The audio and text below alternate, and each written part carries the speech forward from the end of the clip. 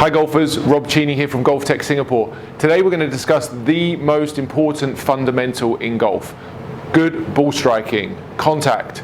Everybody knows that they're supposed to do this, but not everyone is very good at demonstrating it. I'm going to share with you the factors that influence good, solid contact and what you can do to practice getting better at this fundamental skill.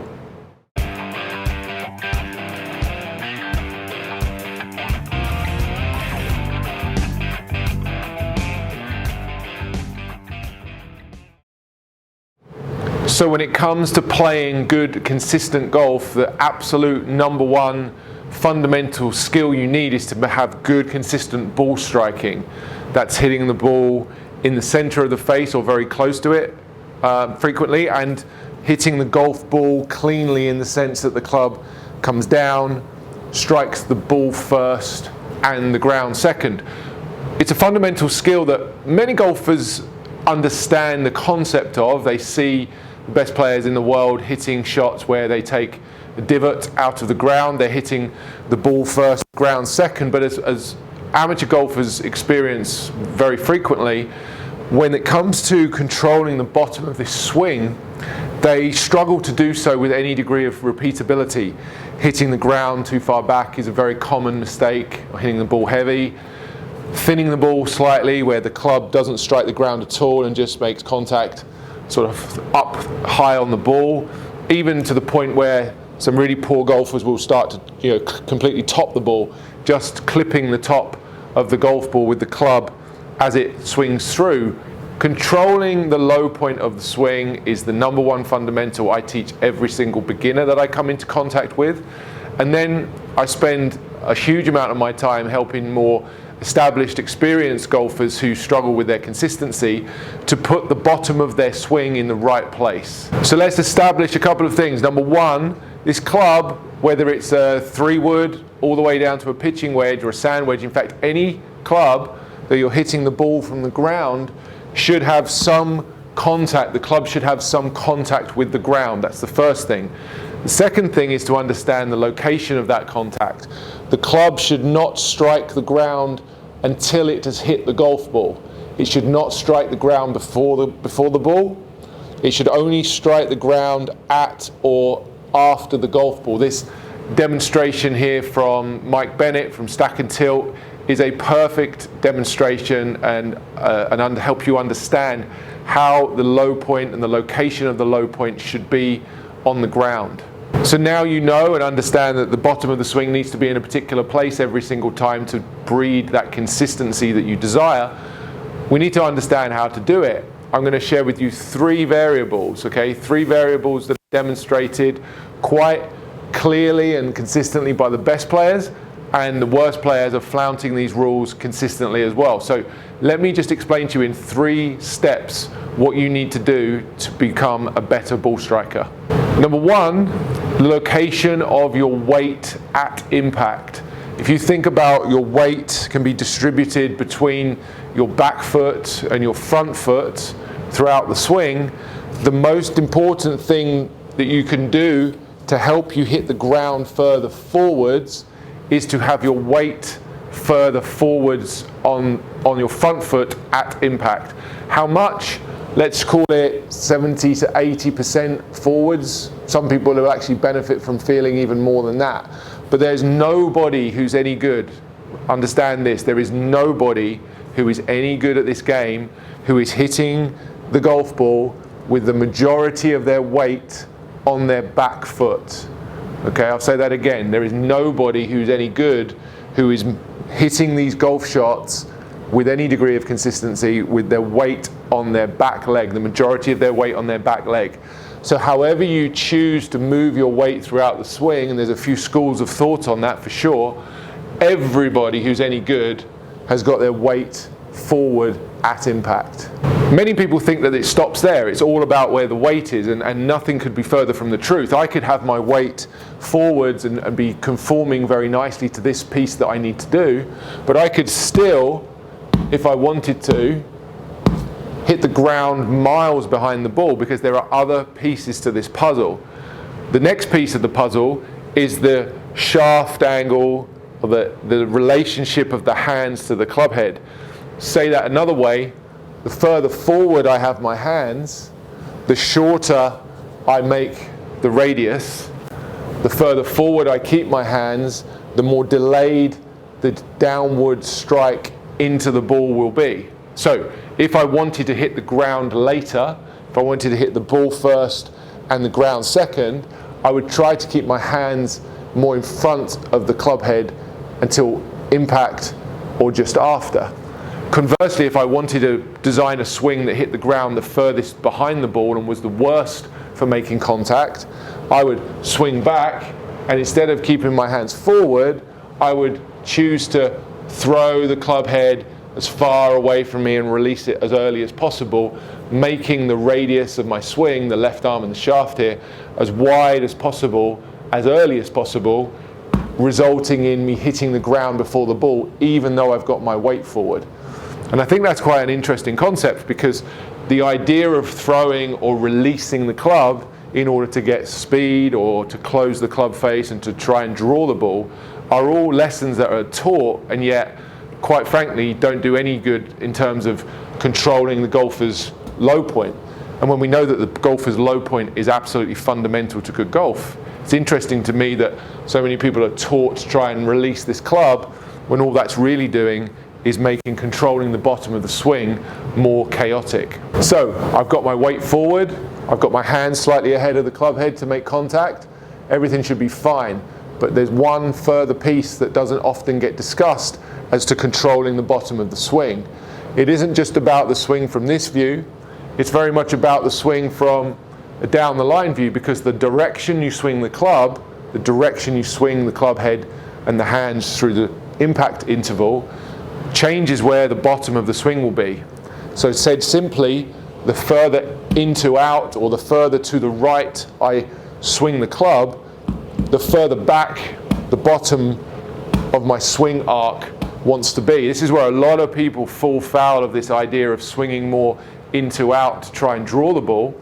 They end up having a swing that gets so far into out that their contact is compromised greatly. They cannot find the bottom of the ball. They start hitting the ground before the ball. You start thinning and topping the ball, getting frustrated, whilst consistently working on this into-out swing that ultimately has just become too excessive. The flip side of that actually is if you swing more left as a right-handed golfer, so swing more across or out to in, that would put the low point of the swing artificially or more forward than we'd want it to be. And that's also interesting, because I think the majority of golfers swing out to in, and I think they do that because one of the biggest mistakes we see is golfers whose weight is certainly too far back throughout the swing. So one way for them, these people, to try and get the low point of their swing far enough forward is to, from a position where their weight is too far back, one of the choices they have is to swing excessively out to in, which moves the low point further forward, making, hopefully, a better fist of them making better contact. The problem with that is, obviously, as you start to swing more and more across the ball, the swing direction gets out, we start slicing these balls, and we lose a lot of power. So just be careful here with the third piece. So many people are trying to swing into out to try and draw the ball. If the hands and the club and the shaft here get too shallow and too deep, you're going to run into the problem of hitting behind the ball. So let's now discuss a way to practice the skill of controlling the low point, controlling those three variables and making sure you're doing all three of them correctly in order to put the bottom of the swing in the right place. And I promise you that if you're working on anything other than low point control right now, you better make sure that you've already got this 100% under control. Because if you're not, you're wasting your time on all these other pieces of the golf swing if your frequency and your likelihood of making good contact is not at least 9 out of 10. Okay, you should be working on this skill every single day. It is an absolute separator of good golfer from poor golfer, their ability to do this exact piece. So how do we control those three things? Well, what we're going to do is we're going to set up a particular drill. First thing you'll notice here is I've got the Tour Striker plane station set up where the shaft, the noodle is more or less sitting at the same angle here as the shaft of my iron. So whatever club I'm hitting, I'm setting this up on a similar angle for me to be able to control the direction of my swing, meaning I'm not going to be able to get so far under this or inside the plane here or too shallow, because I'm going to end up making contact with the noodle and I'd get that negative feedback. So having the noodle set up here in such a way where I have to swing above it on the backswing, and again keep the club head and the hands above it on the downswing, I'm getting good reference points here for how to do that. Remember the lesson from a couple of weeks ago where we discussed how important P6 was, getting the club and the hands more or less in the same line. This really is responsible for helping me to do that. Obviously, if you're someone who tends to swing too much over the top, you can set this up with the noodle on the other side. You can set this up and make sure that you swing more underneath a noodle that would be here. You have to set that up based on your tendency. Control the swing direction first. Here we are. This is telling me that I can't go too far from the inside, which is definitely my tendency when I start to swing poorly. Now the other two pieces were weight forward and handle forward.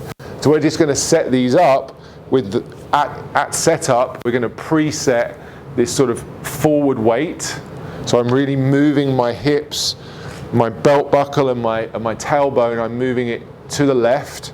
So now my belt buckle is on top of my lead ankle and my tailbone would be very much the same. So I've now got about 90% of my weight on the front foot.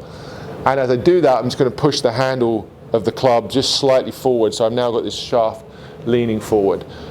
Weight forward and hands forward tends to move the path into out. I've got the noodle to make sure I don't do it too much. And my goal now from here with my weight at 90% forward, my hands forward, is to swing and try to hit the ground after the ball. So I'm looking at a point on the ground here that's in front of the ball. I've got the club back here, I've got the hands forward, I've got the weight forward like 90%. I'm going to swing above this noodle, come down above this noodle, hit the ball and try to hit the ground after the ball. Yeah, nice shot, really good contact. Just developing the skill of putting the bottom of the swing in the right place. I'm not trying to hit this ball as far as I possibly can. It's not the goal right now. It's trying to put the low point of the swing in the right place. The weight's forward, the hands are slightly forward, and I'm swinging on an arc or a plane here that is straight enough into the ball to help me put the bottom of my swing where I want it to be, just after the golf ball. Hips forward, so hips or belt buckle, center of my pelvis, over top of my lead ankle, hands slightly ahead of the shaft or hands ahead of the club head with the shaft leaning forwards, swinging above my noodle and just keep turning into the finish with my weight on this front foot the whole time.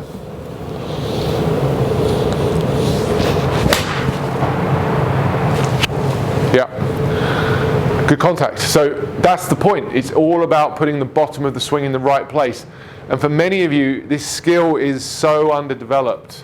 The amount of times I'm going onto the golf course and watching people play, whether it's in friendly matches or taking students to the golf course, the inability to control the contact and where this club is bottoming out is dramatically hurting their game. They're just shooting scores that are so much higher than they could be because the bottom of their swing, the location of that strike is just not in the right place. So have a think about this question. How good is your control of your low point? Seriously, how good is it? Most people, it's way worse than they probably realize. So pay attention to where your club is hitting the ground. Try the test of the Mike Bennett drill. Go out onto the grass, scratch or paint a line on the ground, okay? And even without the ball there to start with, even without the golf ball, try to see how many times your club can hit the ground in the same place. And if there's too much variety there, you really want to consider spending some time working on this skill. There you have it, guys. Thanks for watching today's video. Some ideas about ball striking, the absolute #1 fundamental in golf. If you're not hitting the ball consistently, there's no way of controlling distance, there's no way of predicting how far your ball is going to go or how it's going to fly. So there's a direct correlation between golfers' handicap and their ability to control the low point or the bottom of the swing.